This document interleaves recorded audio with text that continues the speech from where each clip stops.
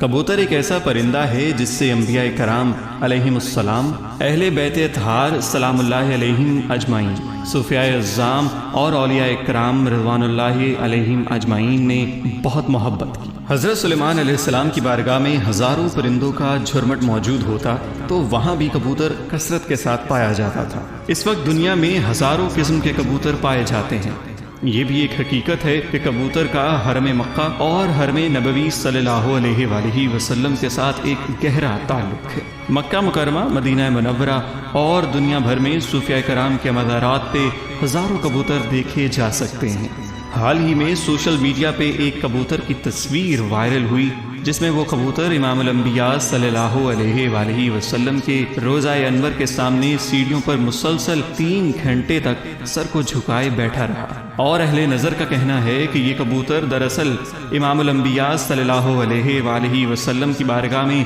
امت مسلمہ کی داد رسی کے لیے حاضر ہوا اور آنسو بہا کر امت مسلمہ کی ذبح حالی کا شکوہ کر رہا تھا، اور پھر اپنی شکایت مکمل کر کے اپنی جگہ سے غائب ہو گیا۔